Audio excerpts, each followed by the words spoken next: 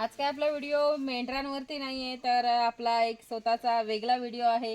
त्यामुळे आज मेंढरांवरती नाही, पण ह्याच्यात पण मेंढरांचा भाग आहे. तो कसा आहे तो पण मी तुम्हाला सांगते. आता कसं आहे ना, शहरात किचन गार्डन बनवतात. ती काही लोकांकडे समजा बंगले आहेत, त्यांनी स्वतःसाठी जागा ठेवलेली असते किचन गार्डन बनवायला. काही लोकांकडे अगदीच जागा नाही आहे, ज्यांना आवड आहे त्यांनी स्वतःसाठी टेरेसवर जागा केलेली असते. मग कुंड्यांमध्ये का होईना, मोठ्या मोठ्या कुंड्यांमध्ये असतं. ग्रो बॅगमध्ये सुद्धा किचन गार्डन करता येतो. जसं कोणाला आवडतं भाजीपाला, टोमॅटो वगैरे, वांगी वगैरे असं काही करता येतं. तसंच गावच्या ठिकाणी सुद्धा महिला किचन गार्डन बनवतात. तो स्वतःचा म्हणजे स्वतः घरात यूज होवी. आपली एखादी पाहुणी वगैरे आली की आवडीनं त्याला काहीतरी एक शेतकऱ्याकडे भेट असते. तसंच आपण एक वस्तू असते आपल्याकडे जी पिकलेली असते, काही आपल्याकडे भाजी वगैरे असते, ते आपण आवडीनं त्यांना देतो. त्यांना पण आवडीनं ते घेऊन जातात. आपुलकीची माणसं असतात, त्यांच्यात हे लई खूप असतं की आज माझा माणूस आलेला आहे, आज आमची ही पाहुणे आलेली आहे, त्याला थोडंफार काय द्यावं. किंवा समजा मार्केटमधनं भाजी आणण्यापेक्षा आपल्या जर स्वतःचं किचन गार्डन असेल आणि त्या किचन गार्डनमध्ये आपल्याला लागेल ती वस्तू आपण लावलेली, पिकवलेली, आणि तो किचन गार्डनमध्ये कधी मूड आला, आणली तोडून, फ्रेश असतो आपला सर्व. अनेकदा आपण सेंद्रिय पिकवतो. हा एक आहे की आपण रासायनिक नाही. कारण की मार्केटमध्ये जी भाजी येते त्याच्यावर कधी फवारणी झालेली असते हे सांगता येत नाही. पण आपण जे पिकवतोय आणि सेंद्रिय पिकवतोय ते आपल्याला माहिती आहे, आपलं सेंद्रिय आहे. त्यामुळे आपण देतेवेळी पण हक्काने देऊ शकतो, अरे हे खतावरचं, रासायनिक खतावरचा नाही आहे, हा सेंद्रिय आहे. तसंच आहे, मलाही आवड आहे यातली. आणि बघा आता हा सर्व माझा एक किचन गार्डनच आहे. आणि ह्या किचन गार्डनमध्ये खूप साऱ्या अशा व्हेरायटी आहेत. आता व्हेरायटीमध्ये बोलला तर पावटा आहे. आणि शहरात जो पावटा असतो त्या हायब्रिड पावटा असतो, त्याला स्मेल नसते, तेवढी टेस्ट नसते. शिजवताना पण कसा खमंग असा वास आला पाहिजे त्याचा. आणि समजा ह्या बागेच्या आजूबाजूलाही माणूस आलं तरी त्या जो पावटा पिकलेला आहे त्याचाही असा खमंग वास येतो. आता आमच्या इथे काही पाहुणी येतात, त्यावेळेला पाहुणी फक्त आमच्या दरवाजात आलीत की समजायचं तर वास आला. मग ती लोकही बोलतात की अरे वा काय वास येतोय. मग म्हणायचं हां काय लावलंय, तर पावटा लावलाय. ज्यांना पावट्याचा वास कळतोय त्यांना पावट्याचा वास समजतो. काही ना कळत नसलं तरी सांगायचा पावट्याचा वास आहे. पण त्या वासावरनं त्यांना एक आवड होते की आपण पण आवडीनं त्यांना थोडंफार देणे. जास्त काय आपण देत नसतो, त्यामुळे थोडंफार का होईना, अर्धा किलो म्हणा, पाव किलो म्हणा, एक समाधानानं दिलेलं त्यांनी पण समाधानानं ते नेतात की आम्हाला अमुक अमुक माणसाने ही वस्तू दिलेली आहे, ते आवडीनं खातात वगैरे. तसंच आहे. आता बघा मी पण इथं आतमध्ये शिरलेली आहे, कारण की आम्हाला पण पाहुण्यांना द्यायचं. तर पाहुण्यांना म्हणजे दुसऱ्या कोणाला नाही, तर माझ्याच बहिणी भावाला द्यायचं आहे मला. पावटा, वांगी अशी काय वस्तू द्यायची आहे. तसंच आता बघा, आता माझी मुलगी पण इथं तोडत आहे शेंगा.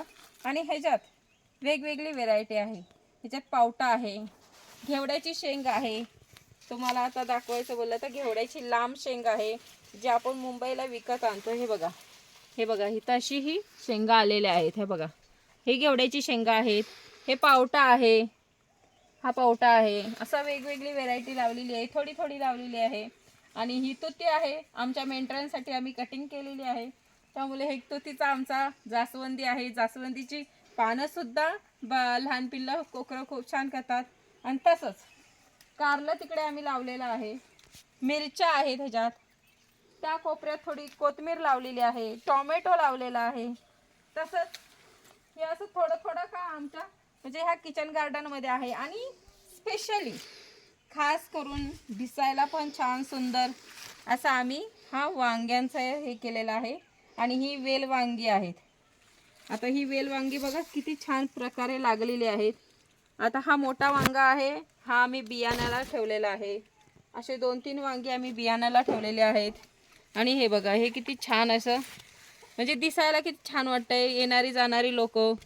हा बघा बेबी वांगा आहे, छोटंसं किती क्यूट दिसतंय. आता हे मोठं होणार असती म्हणजे हे आपण स्वतः पिकवतो त्यावेळेला बघायला पण खूप छान वाटतंय. हे बघा, ही अशी वांगी लागलेली आहेत.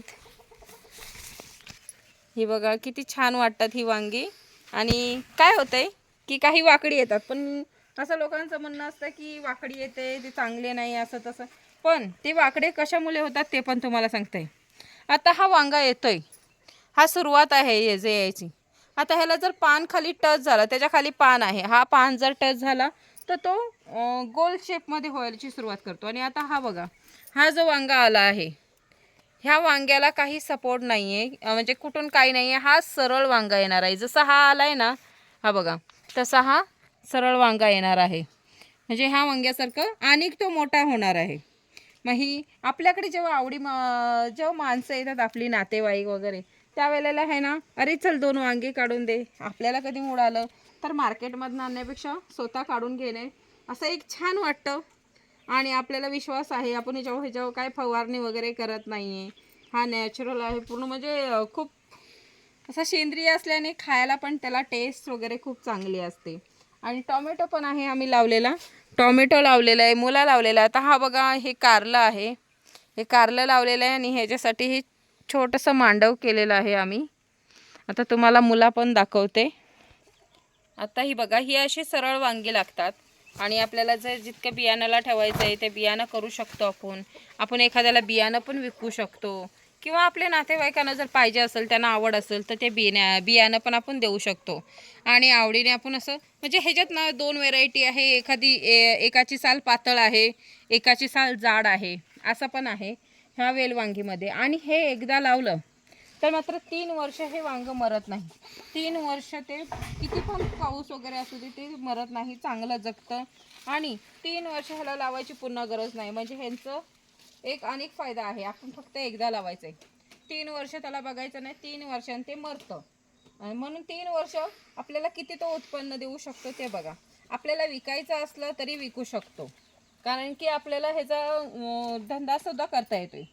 आपण ही वांगी समजा आपल्याला जास्त इकडं तिकडं थोडीफार देऊन आपल्याकडे जास्त पिकत असेल तर आपण ह्यांना विकू पण शकतो. तसंच आता हा पावट्याचा पण आहे. समजा पावटा, आता आपण हा लावलेला पावटा आहे, हा आपल्याला देऊन वगैरे राहिला असेल आपल्याकडे जास्त प्रमाणात, तर आपण हा पावटाही विकू शकतो. अगदीच काय आपला लॉस जात नाहीये तर आपण स्वतः घरात खाऊन आपल्या माणसांना देऊन जास्त असेल तर आपण विकू शकतो. तसंच हे बघा, बी पडलेला इथं, हा इथं टोमॅटो पण उगवलेला आहे, हा आता मोठा झालेला आहे, याला फुलं पण लागले ते बघा. आणि ह्याची टोमॅटो पण मस्त मोठी मोठी होतात. आता आम्ही थोडंफार ह्याच्यात मुला पण लावलेला आहे. आता हा बघा, हा मुला वर आलेला आहे इथं, हा बघा, हा मुला वर आलेला इथं दिसत असेल, हा बघा मुला, हा बघा, हा मुला आलेला आहे. तसंच थोडंफार आम्ही मुला पण लावलेला आहे. मुला पण खायला छान वाटतो, त्यामुळे आम्ही असं थोडंफार म्हणजे थोडं थोडं किचन गार्डनमध्ये आम्ही तसं केलेलं आहे. तुम्हाला टोमॅटो पण दाखवते मी लावलेले, चला दाखवते. हे बघा, आता टोमॅटो पण कसे लागलेले आहेत, हे बघा. हे असं मस्तपैकी स्वतःच्या किचन गार्डनमध्ये छान वाटतं जरासं बघायला बघा. आणि आपल्याला खाताना पण आवड वाटते की आपण आवडीने लावलेली वस्तू जी आहे, हे सर्व टोमॅटो आहे, काही ना फुलं आलेली आहेत, काही ना टोमॅटो लागलेले आहेत. आणि पावटा पण बघायला खूप छान वाटतंय, भरलेला पावटा आहे.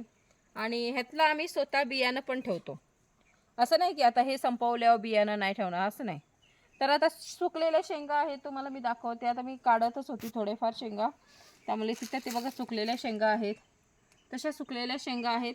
आणि त्या शेंगा आपण काढायचं, सुकवायचं, आणि मग त्यातनं दाणा काढायचं, आपण स्टोअर करून ठेवायचं, ज्याने आपलं बियाणंसुद्धा होतं आहे.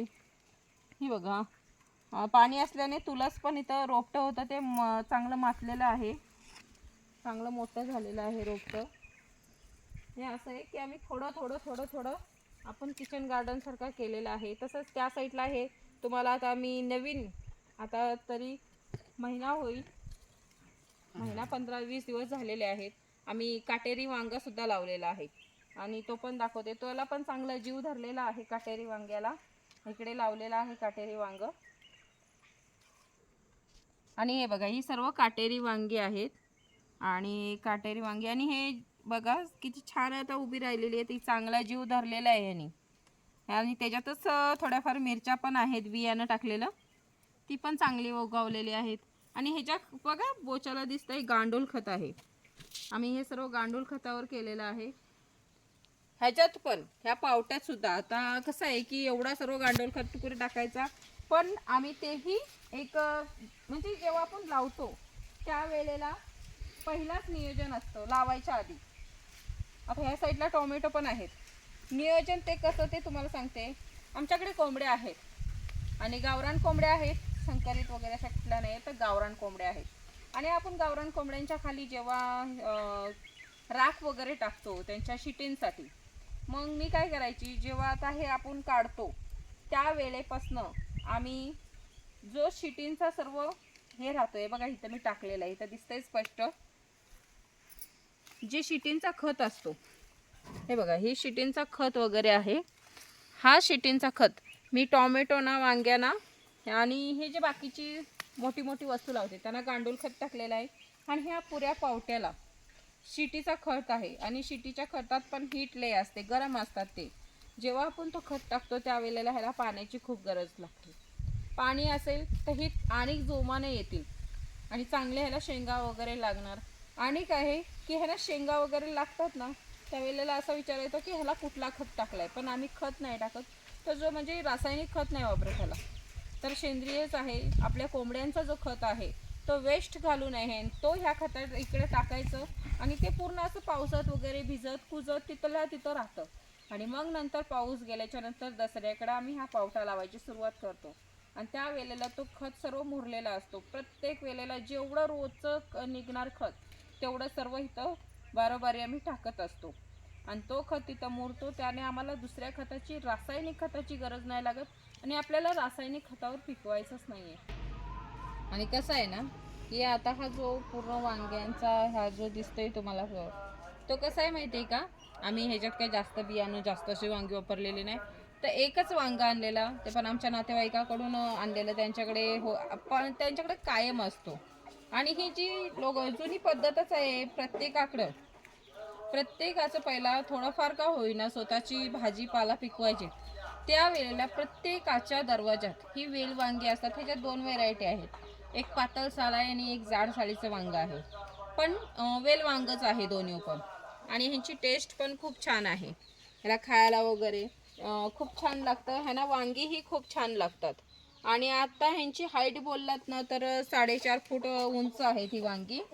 आणि प्रत्येक फायला झाडाला वांग्याच्या प्रत्येकाला वांगी आहेत, कोणाला नाही आहे असं नाही आहे.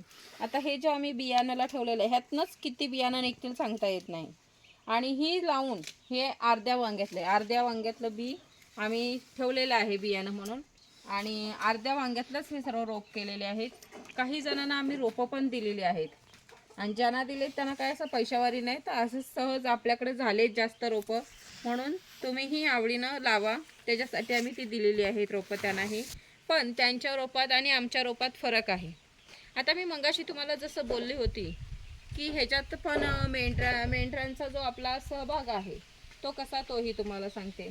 आता मेंढरांचा सहभाग ह्याच्यात कसा आहे, आता आपण रासायनिक खत वापरलं नाही. जसं मी तुम्हाला सांगितलं आहे की कोंबड्यांचा जो खत होता शिटींचा, तो मी ह्या पावट्याला वगैरे यूज केलेला आहे.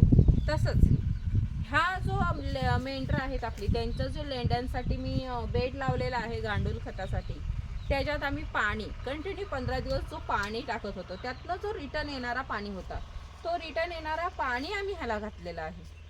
म्हणजे एक खत घातलेला आहे त्याच्यासाठी, तो लिक्विड जो येत होता. आणि असं पण नाही की वर्मी वॉश घातलेला आहे, कारण की तेवसर गांडूळ आम्ही टाकलेले नव्हते. फक्त लेंड्यांचा पाणी आहे. आपण जेव्हा लेंडी नरम व्हायसाठी भिजवतो त्याचा तो पाणी आहे. तो पाणी आम्ही ह्या पूर्ण वांग्यांना घातलेला आहे. आणि त्याच्या जोरावर ही वांगी एवढी आलेली आहेत, कारण की त्याच्यात हीट असते. आणि आमच्याकडच्या थंड वातावरणात सहसा एवढी वांगी लागत पण नाहीत आणि एवढी रोपं येत पण नाहीत लवकर. आणि आता जो तो येतो त्याचं लक्ष ह्या वांग्यांवर असतो, कारण की ज्यांना रोपं दिले त्यांचीही रोपं अजून लहान आहेत. आणि पूर्वीपासनं हा वेल वांग प्रत्येकाच्या दरवाजात आलेत. ही डोरली वांगी पहिली नव्हती, तर म्हणजे अगदी जुनी पुराणी पहिल्यापासनं अगदी पूर्वजांपासनं ही वेलवांगी चालत आलेली आहेत. ही डोरली वांगी आता निघालेली आहेत, ती सुद्धा मी लावलेली आहेत. आणि तसंच हे वेलवांग्याचं एवढं हे आहे की हा जर एक वांगा जरी तुम्ही बियाणाला ठेवलात तरी त्यातनं खूप सारं बियाणं येतं, ज्याने आपण आता ही एवढी वांगी लावलेली, जसं मी तुम्हाला दाखवलेलं बियाण्यासाठी ठेवलेलं आहे, आपण स्वतः बियाणं करायचं हातनंच. तुम्ही पालेभाज्या लावला तरी त्याला बियाणं येतं, तेही तुम्ही बियाणं काढू शकता. मुला लावला तरी बियाणं येतंय. पावटा आहे त्याचं पण बियाणं, विकत असं घेणं काही गरजेचं नाहीये. आपलं स्वतःचं बियाणं करायचं. जशी घेवडी पण मी लावलेली आहे आणि त्या घेवडीचं सुद्धा मी बियाणं ठेवते आणि तेच बियाणं मी रिटर्न फिरवते. जशी पहिल्याची लोक स्वतःचं बियाणं स्वतः तयार करायचे. मग बघ, भात असू दे, नाचणी असू दे, वरवी असू दे, हे जे पहिली पूर्वज लोक बियाणा साठा ठेवायचे आणि ते लावायचे. आता जी लोक आहेत ती हायब्रिडचं जो बियाणा आणतात विकत, तो कसं होतंय, आपण विकत आणतो बियाणं आणि ते काही काही उगवत सुद्धा नाही. समजा ते बियाणं आपण साठवून ठेवलेलं आणि जर आपण ते पुन्हा पेरायला गेलं तर ते उगवत नाही. कारण की आम्ही पण गव्हाचा वगैरे ट्राय मारलेला आहे, तर तो उगवत नाही. पुन्हा आपल्याला नवीन बियाणं आणायला लागतोय. मग ती जी पहिल्याची पद्धत होती तीच पद्धत योग्य आहे. स्वतःचं बियाणं स्वतः तयार करा आणि स्वतः ते बियाणं पुन्हा जर जर समजा तुमच्याकडे जास्त बियाणं असेल तर तुम्ही दुसऱ्याला विकू शकता. त्यातनं 4 पैसे आपल्याला येऊ शकतात. म्हणून बियाणं पण करा आणि स्वतःसाठी असं छोटंसं मस्तपैकी किचन गार्डन करा, ज्याच्यात स्वतःच्या फॅमिलीसाठी तरी त्याच्या आरोग्यासाठी तरी चांगलं सेंद्रिय खावा, रासायनिक खताचं खाण्यापेक्षा.